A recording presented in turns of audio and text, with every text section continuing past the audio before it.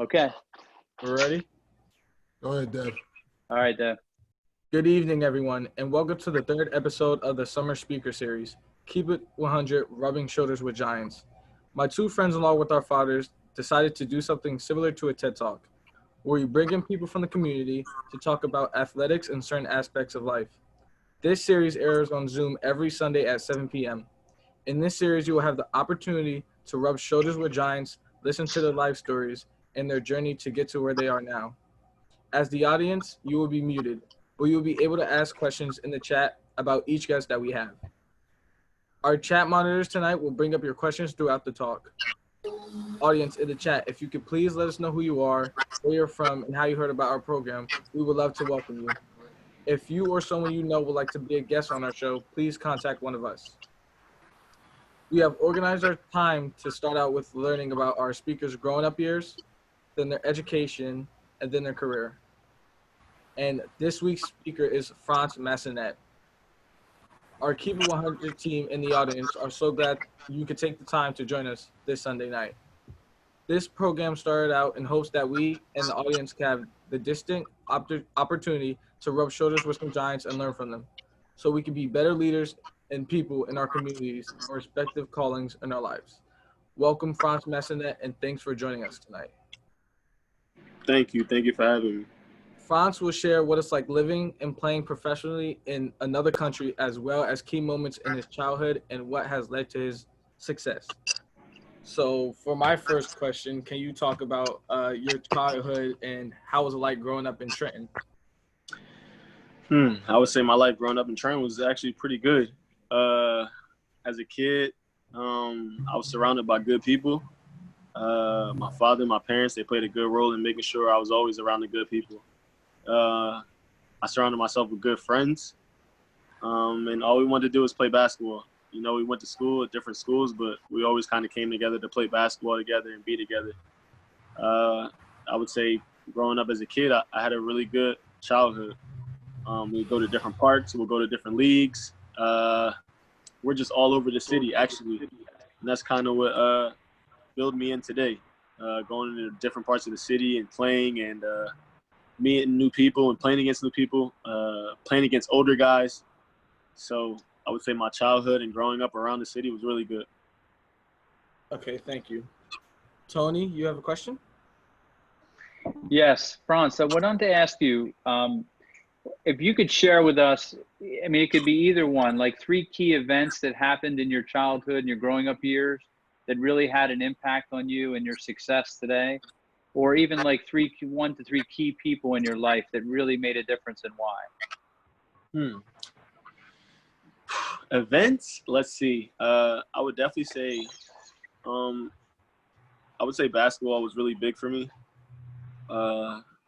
And with basketball, it just came from the coaches that I've had, the people I was able to meet, the relationships I was able to build.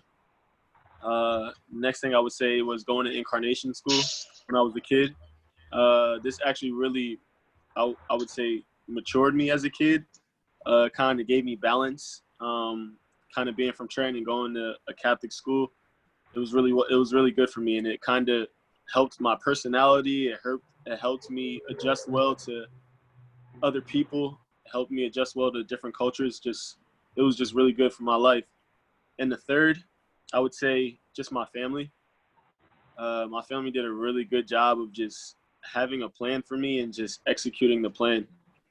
These are the 3 events that kind of make me and shape me into who I am today: family, basketball, and I would say the school that I went to when I first started. All these different things formed a discipline. It formed a focus.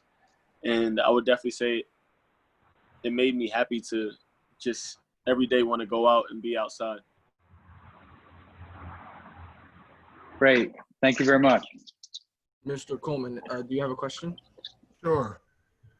So, Frantz, could you tell us at what age did you start playing basketball, and at what point did you get serious about it where you thought you could maybe play at the next level? I know at a younger age you played multiple sports, one being soccer. When did you know basketball was that vehicle to get you to the next level? I started playing when I was really young. I remember my dad actually got me a Fisher-Price basketball court, and he got me the movie Space Jam. And honestly, I would put on his sneakers, and I would go into the living room and watch the movie and try to do the same exact things Michael Jordan did. So basketball has kind of always been my love. I used to watch him play at the parks. Used to watch you play at the parks.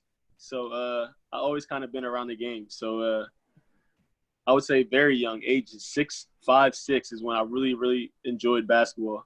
When I really wanted to take it serious, I would say between 6th to 8th grade is when I really wanted to take it serious. When I knew, like, you know what, I just want to be able to one day make the sport into my job. You know, everybody's dream is to play into the NBA. Everyone as a kid, I want to be in the NBA. I want to be in the NBA.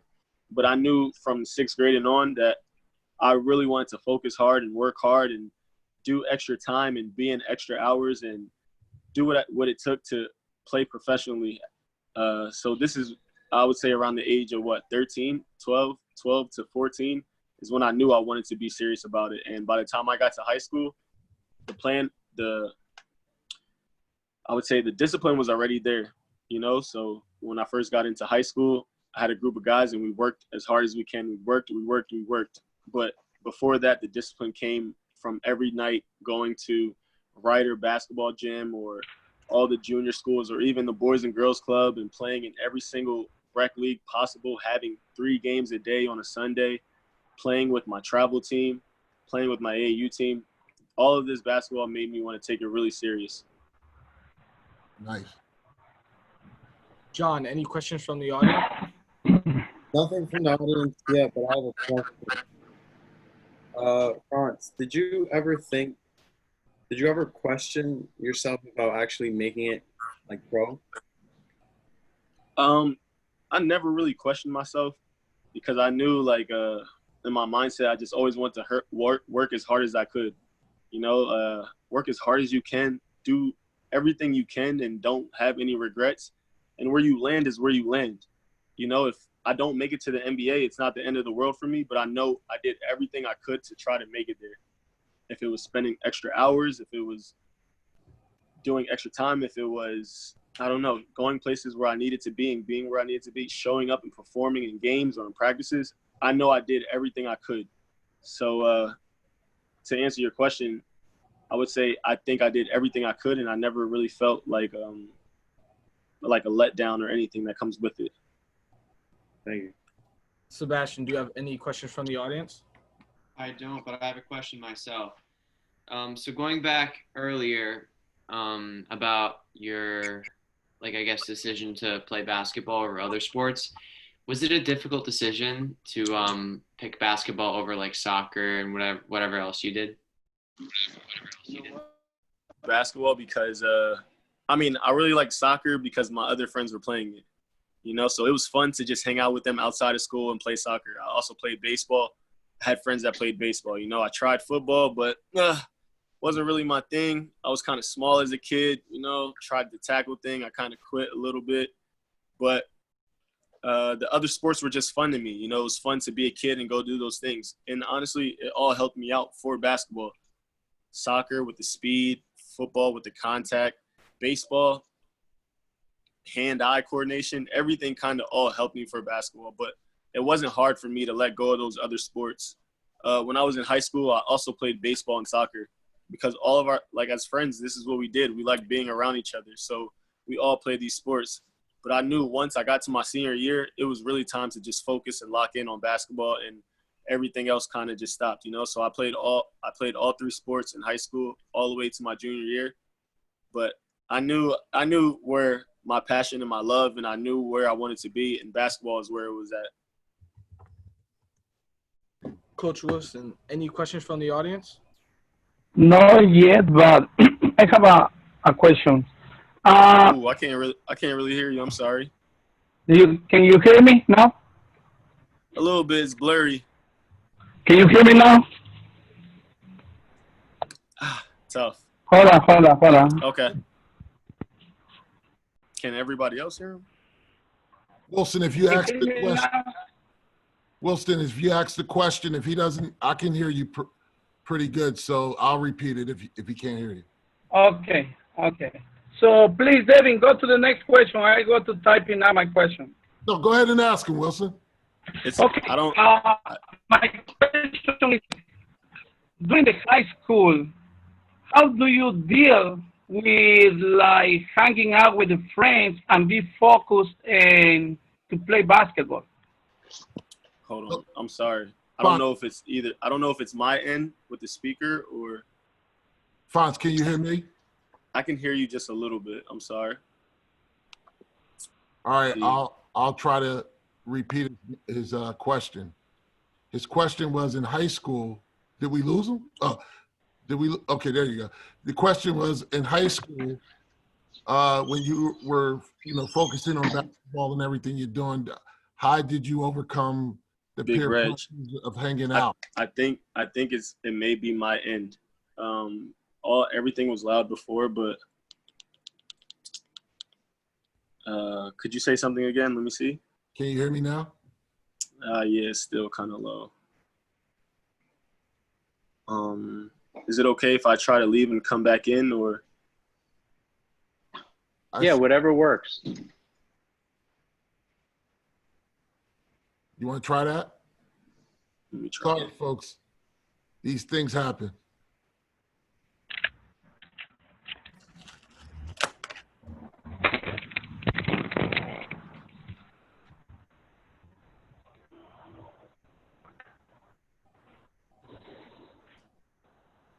So for those on the call, this is week 3 of our summer speaker series. So we're happy to have Frantz on. Hopefully he can get back on. I know he has a lot to share.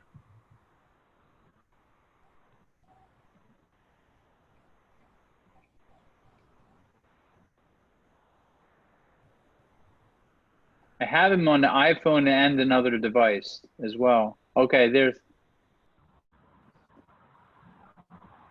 Coming in? Yes. Okay, let me just let me unmute him. For people in the audience, he's on another device, so he may not be under his name. Maybe under someone else's name when he comes on. Right now it's saying Kylie Lewis. Frantz, can you hear us?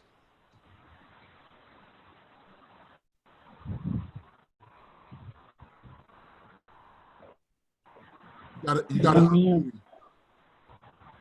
I can hear now. I'm sorry. Okay. Okay. No worries. These things happen. Can we see? Do you guys see him yet? Yeah. Yes, we see him. Okay. So Frantz, before lost the connection, the question was from Wilson. How did you overcome peer pressure during your high school years and be able to stay focused on basketball and maybe not to fall off the track, so to speak? So how did I avoid the peer pressure? Peer pressure of maybe going down the wrong road. Okay. I mean, that started from when I was a kid. Being at your house, being at Dondre's house, being with my dad, being with my parents. None of you guys ever let us go off the wrong way. Do you know what I mean? So that just always stayed with me. So when I got alone, I already knew always to go the right way instead of the wrong way. And plus, if I wasn't on the basketball court, I was still with Reggie. I was still with Khalid. I was still with Marquise. I was still with Dondre. And we were all good kids.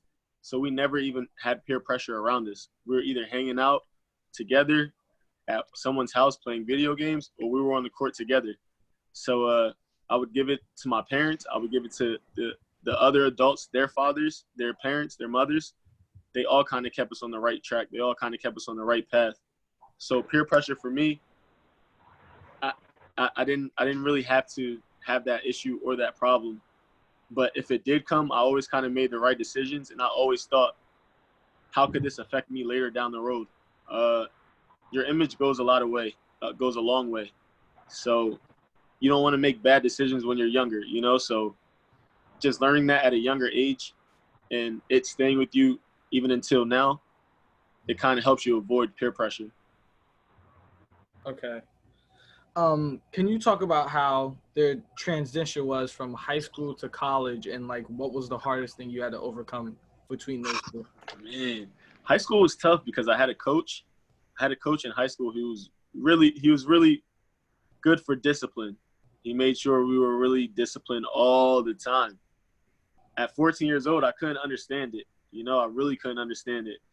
Yelling, the making sure you try to play perfect or just do the right things or taking order. It was really tough as a 14-year-old to take something from someone so demanding.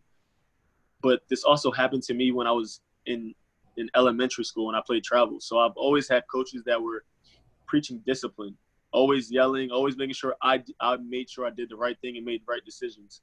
So when I kind of got to college, the transition wasn't as hard as I thought it would be because I've always had coaches who preach discipline. When I got to college, I might have had one of the most disciplinary coaches in America, Bruiser Flint.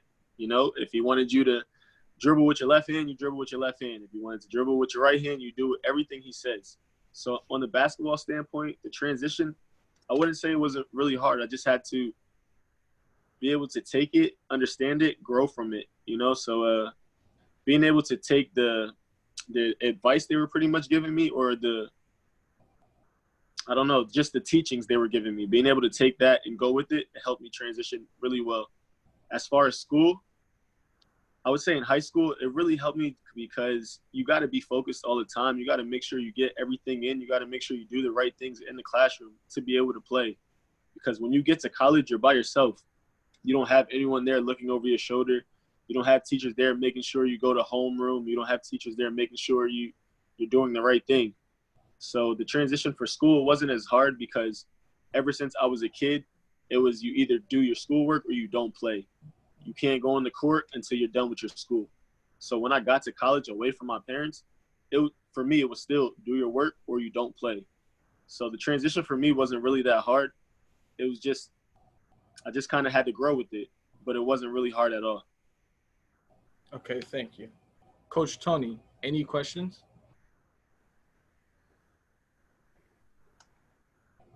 Tony, you're on mute. You're on mute. Yeah, I was going to ask you just about your transitioning from academic to and the academic transition and the athletic transition, but you really answered that. I mean, it's amazing the support that you're sharing that you really had. Did that same kind of support carry through in college, or you kind of were just more having to, find that support back from what you had when you were growing up? I would say the best decision I made for going to college was going somewhere that the people I love could come watch me play. Making a college decision for me, okay, I'm not a Duke, a North Carolina, a Arizona. I wasn't that type of guy. I'm not saying I'm not that type of guy, but I just wasn't in the eye of other people. But I've also had a lot of offers from different schools, talked to different coaches, had the same pressures as all the other guys and other kids. So I remember before making a decision, I asked my dad, I didn't even ask him. He kind of came to me and was like, you know what? It would be nice for me to see you play in college. Like, I would love to see you play in college. And it kind of made me happy to make the decision I made. For me to go to Drexel, which was an hour away, you get a certain amount of tickets a game. I was using every single ticket and more every game because a lot of people came and showed me love and support. And that comes from training to Drexel is maybe an hour 15, So I wouldn't say I lost the love at all. If anything, it became more because it's college and we're getting older and a lot of people came to travel to see me play. Even if it was only one time, everyone kind of showed love ever since I stepped foot on campus when coming to games. So I've always had that love surrounding around me. Mr. Coleman. That's awesome. Mr. Coleman, any questions? Sure. Frantz, I want to follow up on that. So for the young people on the call, can you talk about that process a little bit? What it was like as a high school junior, senior, making your decision on college. I'm not sure if Drexel was number one from start to finish, but could you talk about the recruiting process, things you maybe you looked for in the school and choosing? Was it the coach, the school, campus, friends, the diversity? What was it that got you to Drexel? Yeah, I received my first offer from Ryder, also Division I. I received my first offer from them at the age of 14, going into my freshman year of high school. So from there already, I was like, okay, now I know I'm going to go to college and play for free because I have one offer already, and I'm just getting into my freshman year. But like as it continued to go and grow, and playing AAU and having a really good high school season, I couldn't even tell you the number of Division I offers I've had. You know, it was that amount. Yeah, I would say the process for a kid becomes really stressful a little bit. Even then at the time, I know now it's probably even more crazy because every day a coach calls you or emails you, or you're having hour conversations with coaches that you kind of forget their names sometimes, you know, or it's just different schools that you talk to. So I would say for a kid, maybe it's a little overwhelming, especially for a kid who I wouldn't say isn't mature or however you want to say. But I would say there was a lot of pressures because they're adults at the end of the day. They're adults talking to kids for their jobs, for their livelihoods as well. So guys are saying things to you as a kid, and you're like, wow, this could really work for me. This is really for me. This is really for me. And you really form relationships with coaches that really keep it really real and simple with you. I remember Sidney Johnson at Princeton told me, you know what, even if we don't get you, I really hope you make the right decision that's for you. You know, even if you want to talk to me about other schools, I'll still guide you and let you know what's good for you, or that could help you. Any way I could help. So you really meet good guys, and you form great connections. And for me, that's kind of what it came down to. I would say my last schools before choosing Drexel, it was down to coaches that I really connected with, to the point where when I picked Drexel, I was like, man, I feel bad for the other coaches because I felt great. I made great relations with them. But as a kid, you don't know that it's their job, and they'll recruit the next guy. So when it came to picking Drexel, I know I've made a great decision. I know for school, I know for basketball, I know for distance. I know the process was really good to me. And that just comes from what I said in the beginning.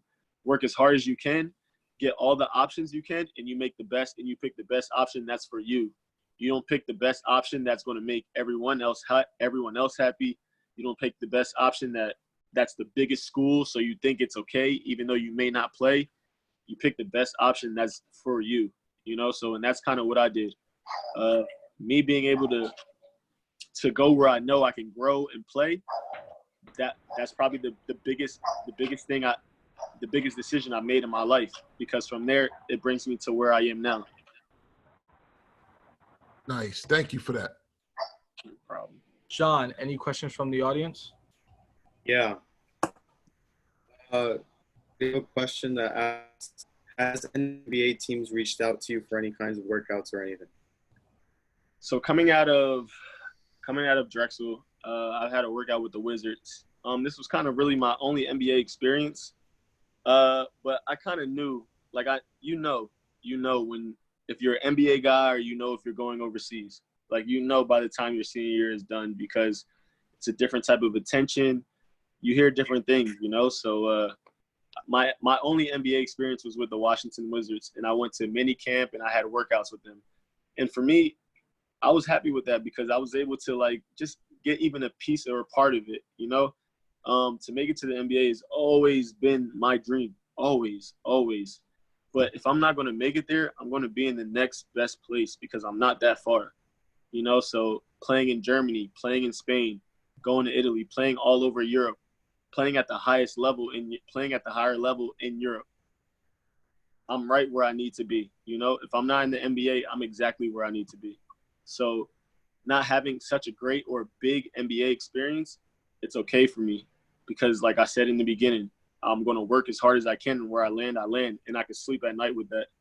So the time I had with the Wizards, it was fun. It was good to see that. It was good to see the locker room, the training room, talk to the coaches, talk to the GM, see the players.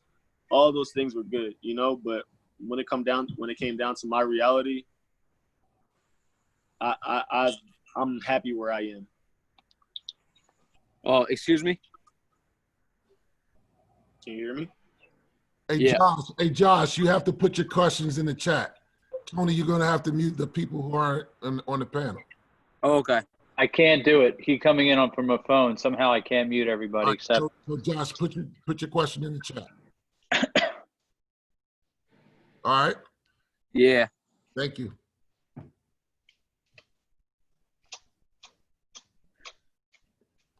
Shout out to my dad. I see him watching.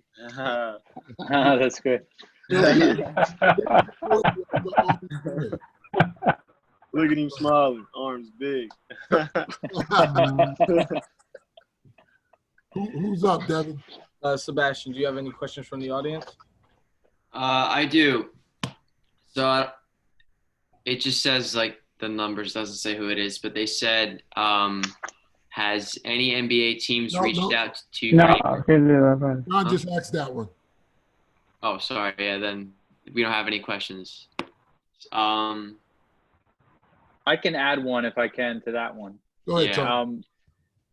Just to go back to the college coach question, I know they were taught. What questions do you think it's important for an athlete who's being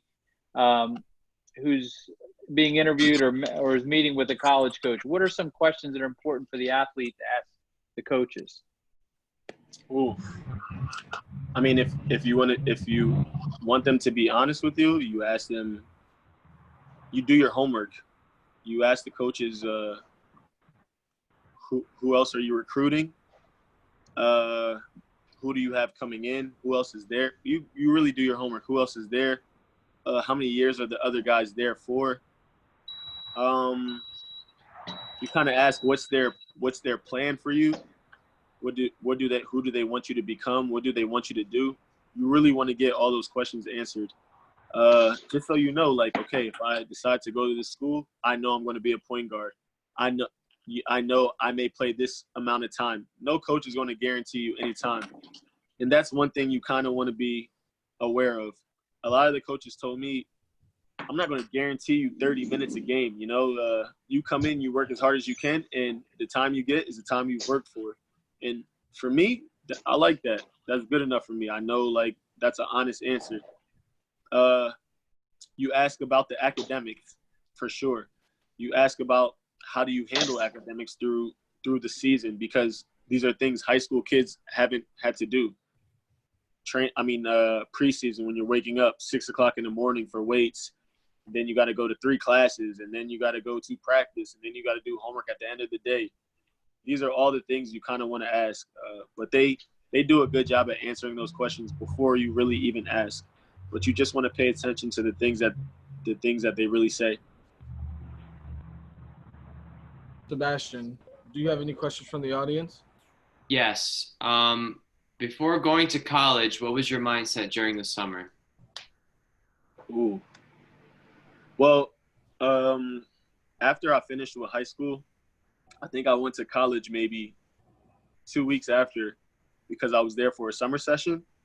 So my mindset was, because we had a starting point guard in front of me. He was a senior. He was an all conference player. So I kind of knew that it might have been a learning year for me and I not play that much, but I knew if I learned enough in the year after he left, it would turn into my show. It would be my show. But things happened.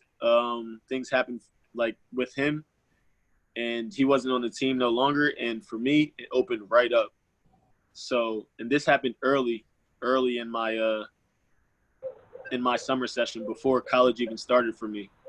We ended up going to Turkey that summer because you get a European trip once every 4 years. So it was my turn to go to Turkey, and I kind of was thrown right in the fire because all the coaches thought, okay, we have this all-conference player. He's coming back. He may be player of the year. And then all of a sudden, boom, something happens. He gets kicked off the team, and, oh, wow, we got to rely on this rookie. So we go to Turkey. He throws me right in the fire, and I learned from there on out, you know. So the summer was really good. It was a hard-working summer. It was an adjusting summer. I was happy. I mean, things just worked out for me in that way, but when it was my time, I was ready for it.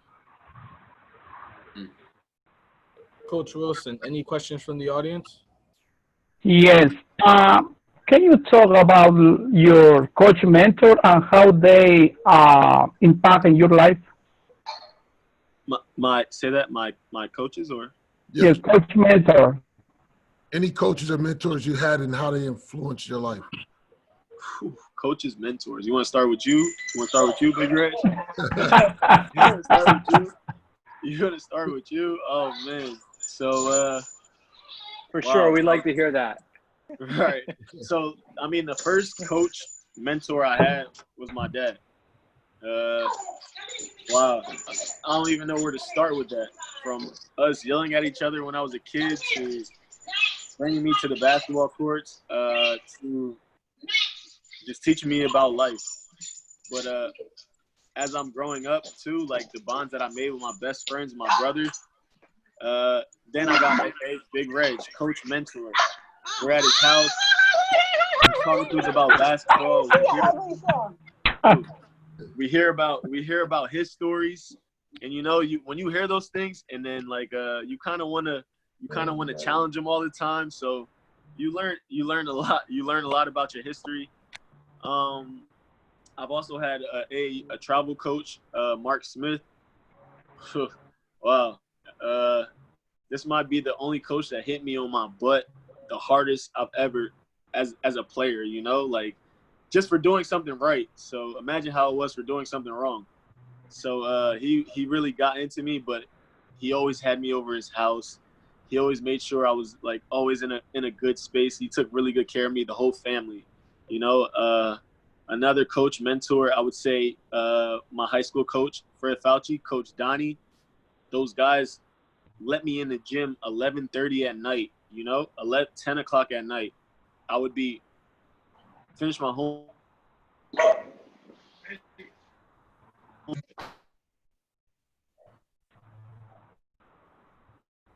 Frantz, did you hit the mute button? He didn't have to. You know, they've done things like out of their own heart, out of their own good.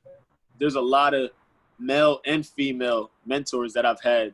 Okay, maybe I don't name all of them, but everyone knows who they are. You know, everyone knows how they played a big role into my life.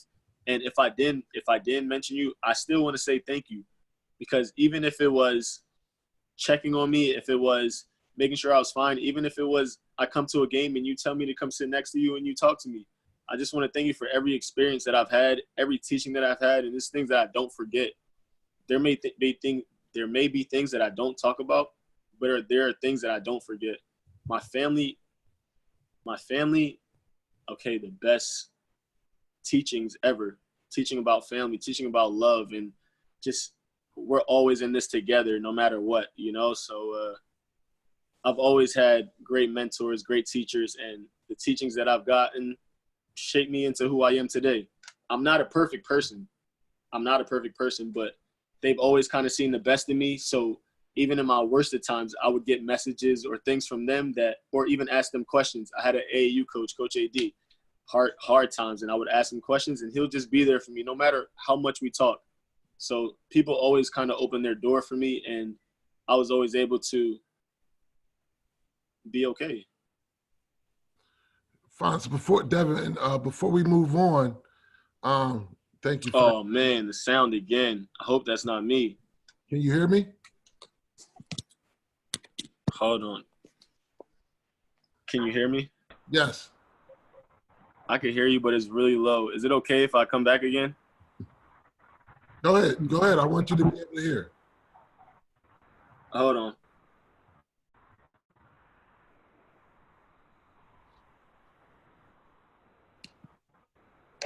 So again, thanks for everyone who's joining us and supporting Keep It 100, Rubbing Shoulders with Giants.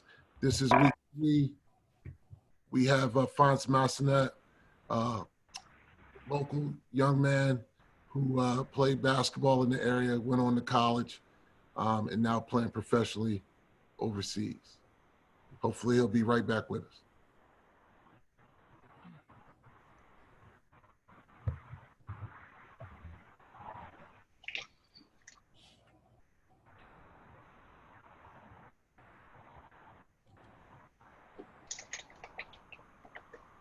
Reg, make sure we point out, you touch on that. He's come back to kind of help out in the community. that's another plus that I was kind of proud that he did. He's with the summer league games and stuff like that. That's a good point, Tori. Thank you. Yeah, I want to make sure everybody knows that he did come back home, and he does what he can to help out in the community. And those questions, hopefully in our last segment, we'll touch on that. And please feel free to, I see you put a couple questions in the chat box.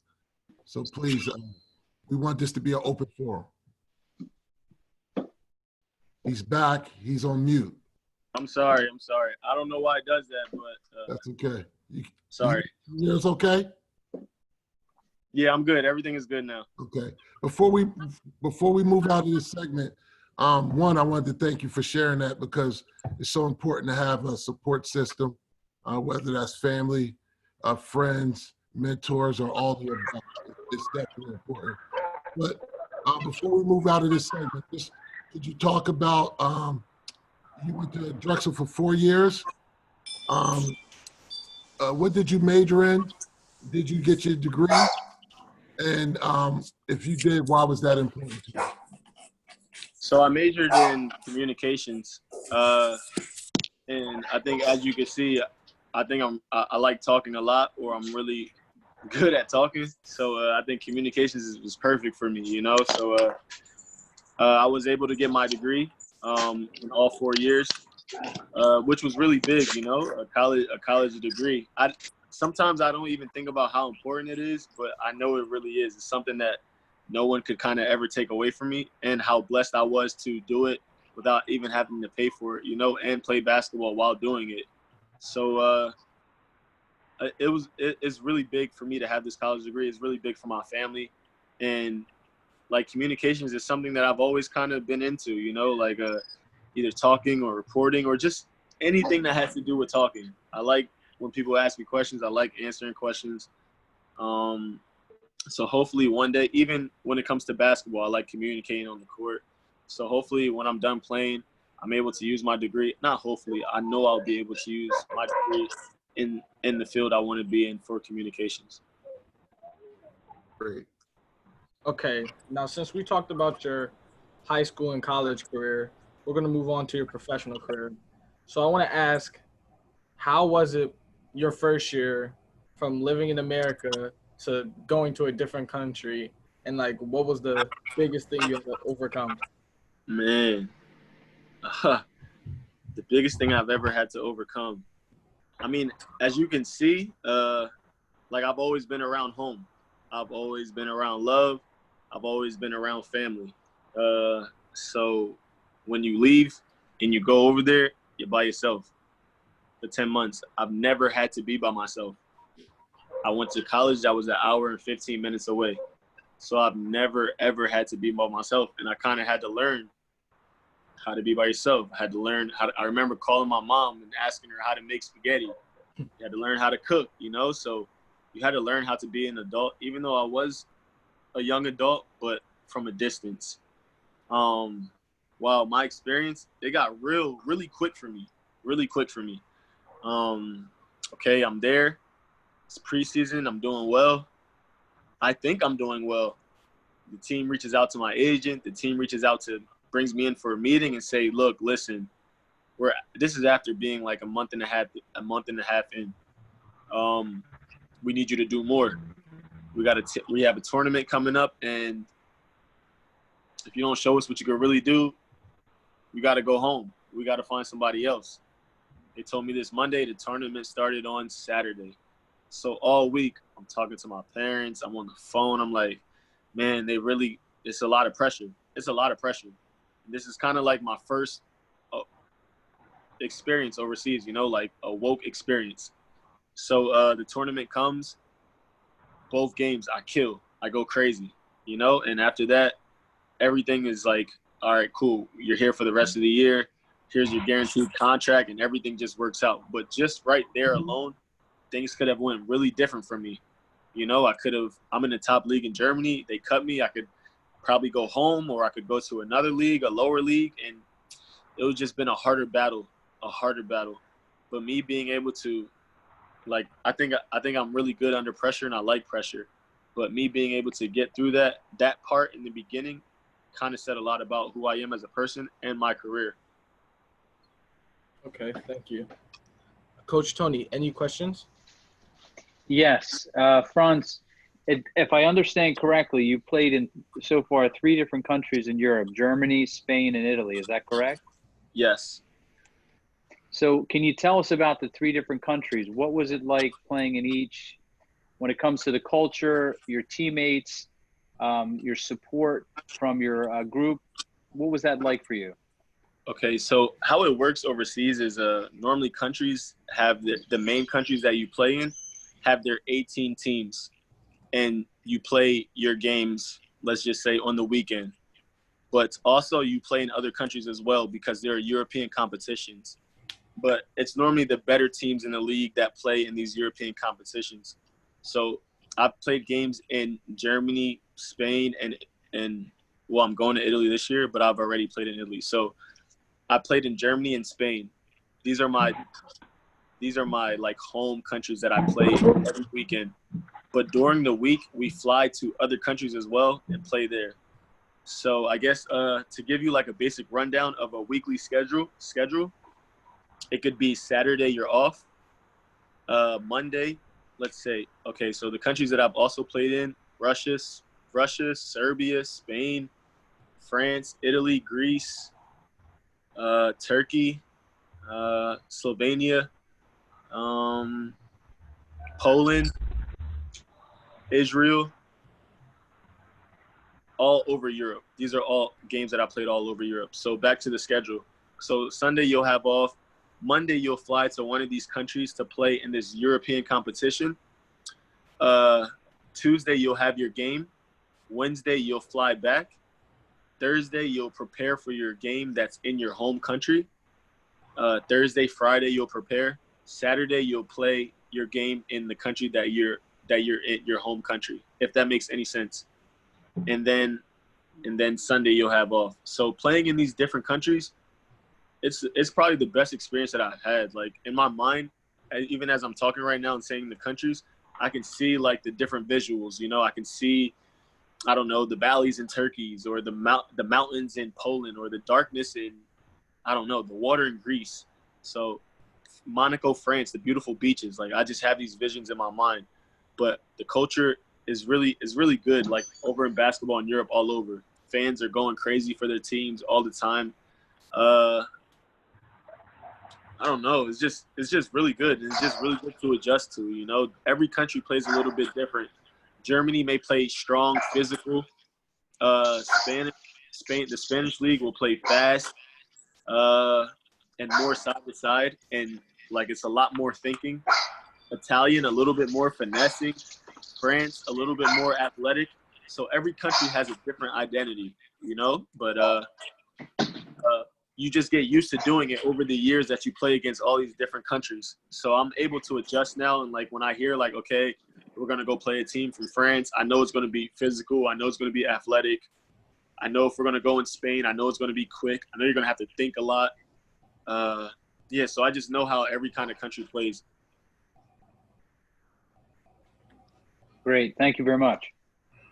Mr. Coleman, any questions? Yes.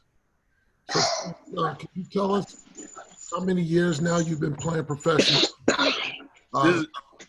And how many more years do you think you'll play? And with all the experiences of all the travel you had and the education that you have, what do you see yourself doing after you hang up your sneakers? Ooh. So this is I'm going into my 7th year playing professionally. And it's been a long 7 years. It's not an easy 7 years, you know, like you hear playing overseas, but you're there for 10 months. You're there for 10 months, no holiday. You don't come home for holidays, spend the birthday by yourself. It's just 6 hours ahead. So when your day is pretty much over, the day in America is starting. But it's been a really good journey for me.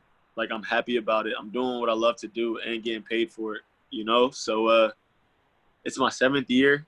I always wanted to make it to 10 years playing professionally, you know? So 10 years I'll play pro. And then after the 10, whenever the money dies down, if we're being honest, You know, like as long as my body holds up well and I'm still playing for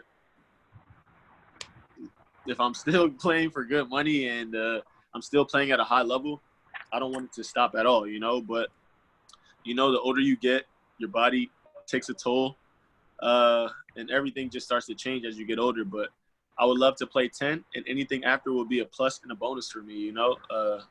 I think I'm well experienced in playing and being in those other countries. But also, I would say after I'm done playing, I would love to go into coaching. I think I'm really good at motivating people, especially like basketball. Like when I play with my teammates, I think I make them better just by not my play, but just by motivating them. So I would love to be a coach, a college coach, or a coach maybe in the NBA, you know. So it's just something I really would look forward to. It would kind of be like the best life if I'm done playing basketball overseas and I'm on an NBA coaching staff. This would be like, wow, crazy, you know? I didn't get to play in the NBA, but to be a coach and to be there and see what more could I ask for? So Right. now I'm kind of like, all right, I'm year 7. Well, not just year 7, but when you start playing, you always want to kind of build for your future. If it's saving money, if it's investing money, if it's making the right connections, you always have to think about these things, especially as an adult and being professional. So even now, like I'm starting to make connections with the right people. I've been doing well with like investments. I've been doing well with savings. So I think I'll be right in the right position when I'm done playing. Nice. John, any questions from the audience? Yeah. You've played in many different countries, so studying the audience want to know what's your favorite country and why. I'm sorry, can you say that again? What was your favorite country to play in and why? Oh, okay, my favorite country to play in. Whew. Let's see. I would say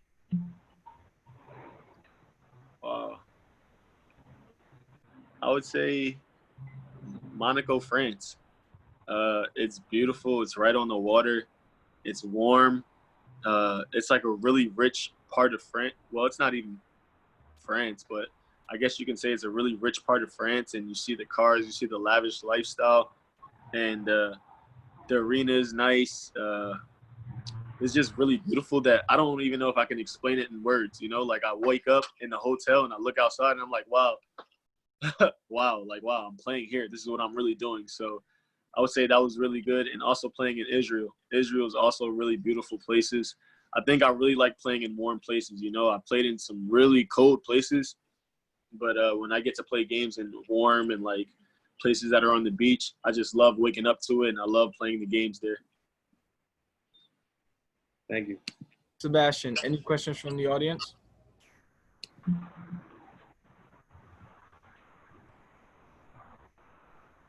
Sebastian. Go mute. I was muted. I didn't know.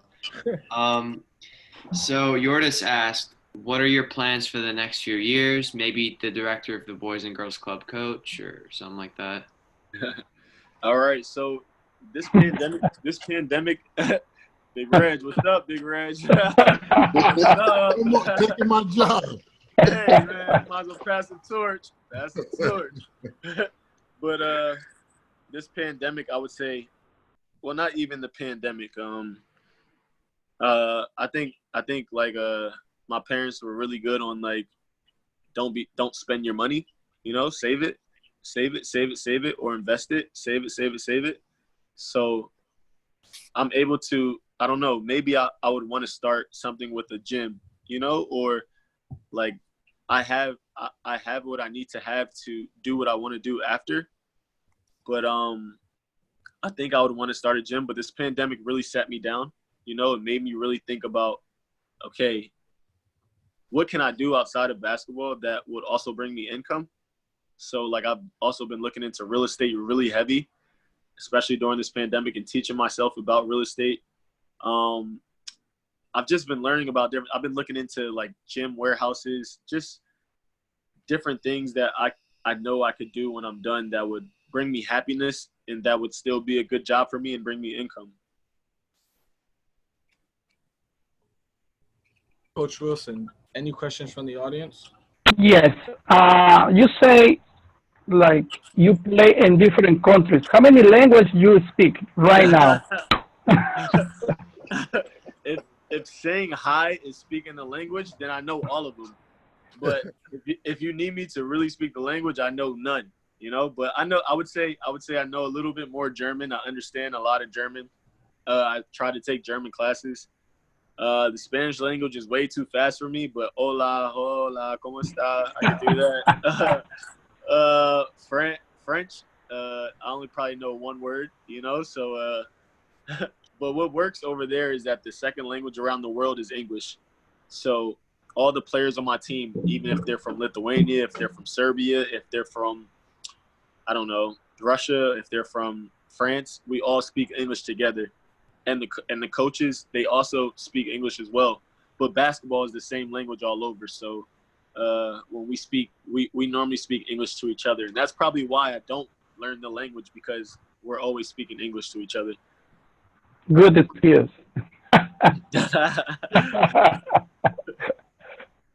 Does anybody have any final questions for our guest Frantz here? Yeah, hey, Frantz. Hi, this is Lisa. Just wanted to ask you, can you hear me? Yes. Hello. Hey, Miss Lisa. Hi, hon. So proud of you.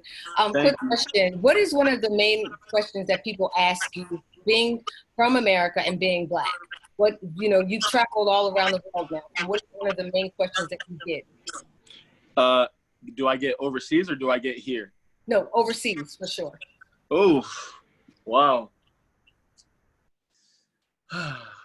Wow, that's a tough one. What are the main questions I get? Well, they kind of look at Americans differently, because from the outside looking in from other countries, America doesn't look too stable, you know. So they normally ask you questions like political questions. They ask you about your president. They ask you if you voted for him. You know, they ask you when even now when the things went down with George Floyd. They asked us, like, how do you feel? Or, like, how is it really happening? Because if someone gets killed with a gun in Europe, it's like tragedy. Right. But when you tell them it's 7 murders in your city this next day, they're like, how is this even happening? How can people even get guns? You know, so it's kind of like a shock to them when you kind of tell them, like, your real reality, you know? Like, 10 minutes from where you live, people are getting killed, and they're like, how?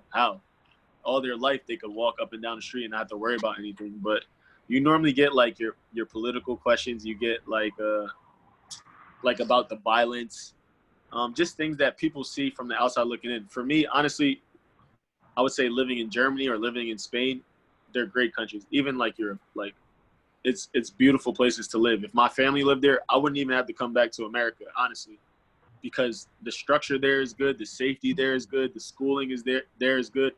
Everything in Europe is like kind of done in the right way. Well, different countries have their different views, of course, but I would say Germany is pretty much on top of that. Everything is black and white. Safety's fine. The rules are fine. The country's kind of ran the right way.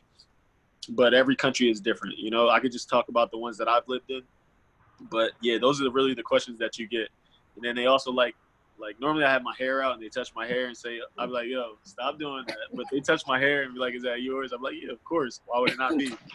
Right. But yeah, that's just how it goes. Well, thanks. And congratulations to all you're doing, Frantz. You're a real gift to our community. So God bless you. Thank you. I hope I could inspire as much as I can. You know, I love seeing the young guys growing up on the courts. I love seeing the guys that came after me. You got the Miles, you got the Malleys, you got the Cooks, you got all the kids, you know, even the guys with me. You got Leader, you got Reggie. We were all examples, you know. Okay, I'm the one still playing professionally, but they're just as much as inspiration examples as I am. You know what I mean? So I'm just happy to be in this kind of period of time with who I'm with, you know. So thank you. You got it. So Frantz, that's a good segue. I like to bring Tori on because when you went off, he had a question about, not necessarily a question, he wanted you to speak to some of the things you've done in the community. Although you started a basketball league, you and Leader, some other things. You might even ran a camp or a clinic. I know you come back to the CYO, Martin House to speak to kids. Tori, I don't know if I did that justice. Go ahead and jump No, in. absolutely. That's exactly what I wanted to touch. I think we also need to figure out how to celebrate you as well. I think we need to tell you thank you a lot for what you've come back to the community and how you helped our kids. I want you to know that you are greatly appreciated. So if you haven't heard it, thank you. Thank you very much. Continue to do what you do, brother. We're supporting Thank you. I you. appreciate it. Thank you. For me, I probably give more to others than I give to myself, you know? So even if I have to go out my way to make someone else's day, that's what I got to do. So for my community, I take pride in where I'm from. You know, I take pride in being where I'm from. So anytime I could do what it takes to make us look good or for us to come together or to change anything, I'm always trying to do it. Even if I don't post it, even if it's not publicized, even if it's just stopping in and saying hi to kids without even being asked to do it, you know? So whatever I can do, and if anyone looks up to me, I'm always going to try to do it. I'm always going to try to do what's best for our community. And at the end of the day, I learned from my elders, you know? These are people that have done the things for me. And these are the guys that I've seen also make change in my community. So I kind of wanted to be that person. Like Reggie said, we did the Alumni League, and the biggest point for us for the Alumni League was to kind of get people from outside, you know, because outside isn't really safe, to bring them inside. Thank you to Trent Catholic. You know, it was a really great turnout. You know, everyone feels safe coming in. Everyone has a great time. All the people that are outside are now inside with us. And I don't know what it did for crime. Maybe it changed something one day, and that's just good for us, you know. So anything we could do, anything I could do, I'm always for it. I'm always willing to do it. But I like when people just, you know what, thank you for doing that, you know. So I just want to say thank you for saying that, and it really means a lot to me. Absolutely. No, it means a lot to us. So definitely, thank you. We definitely appreciate you. Thank you. And by the way, Frantz, Tori is working at the Boys and Girls Club in Atlantic City, so you could take his job. Let me work. Oh yeah, you can listen. I'm trying to have all the jobs, you know. I'll retire early. Just give me a position. Got you. We got about 2 minutes left. Okay. Anybody else have any questions for Frantz? Frantz, I'll ask you a question. I'm waiting to see if somebody else can jump in. What's the best piece of advice or pieces of advice that your parents gave you?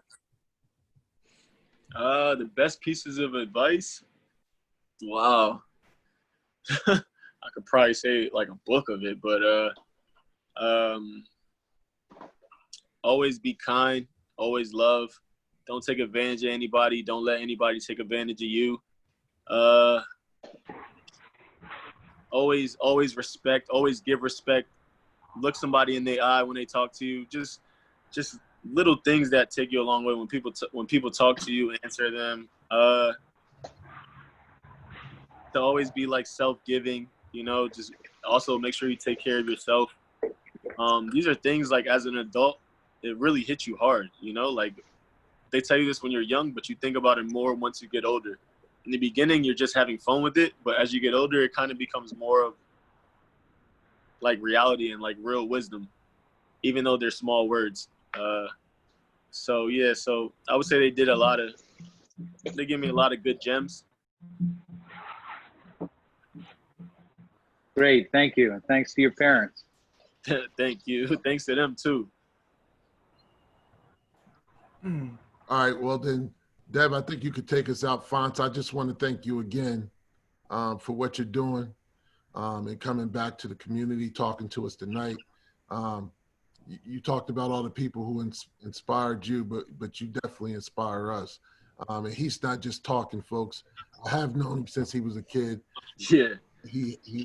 His parents have done a wonderful job of raising him. He's always been open. He always looked you in the eye. He always shook your hand hard, firm. Smile, right? Smile. Yeah, always had a smile on his face. So one of the most sincerest young men I've ever met. So kudos to you and your family. Thank you. Big Reg, I remember sleeping on the floor and you yelling during the Cowboys games. You know? So it's a lot of great memories. Again, today Devin's birthday. He's 17. That's crazy. That's our little son. That's our little brother. So happy birthday to Devin. Look at him taking the time out to be professional, to be an adult. Look at him. So he learning something. But yeah, I just want to say thank you again. And you guys doing a great job with this. And I love this platform. And anytime you need me, I'm here for anything. So thank you. There's one question we forgot to ask that we asked all our guests. And no pressure, and you can always get back to us. But now that you see this platform and what we're trying to do, is there anyone that you would recommend us to have on to speak to our young people and our families? Of course. I would say Khalid Lewis. But we grew up the same way, but okay, his story is a little bit harder than mine. You could really get a lot from his story, Wow. Well, let him know. Yeah, I'll tell him he's next. I know actually go get him right now. I know he's there. I know he's there. Let him know. I'll be reaching out. And we'll love, if not this summer, definitely in the fall series, because we definitely want to keep it going. For sure. Thank you. Thanks, guys. Appreciate it. Great job, everybody. That's excellent. Thanks, Tori. Next week, 7 p.m. Look for the emails, social networks, text messages. We'll confirm the guest by midweek. I'll be tuned in. Thanks, Tori. Thanks, everybody. Thank you, guys. Thank you. All right, have a good one. Thanks for everybody for tuning in. I'm out. Adios. Ciao. See you.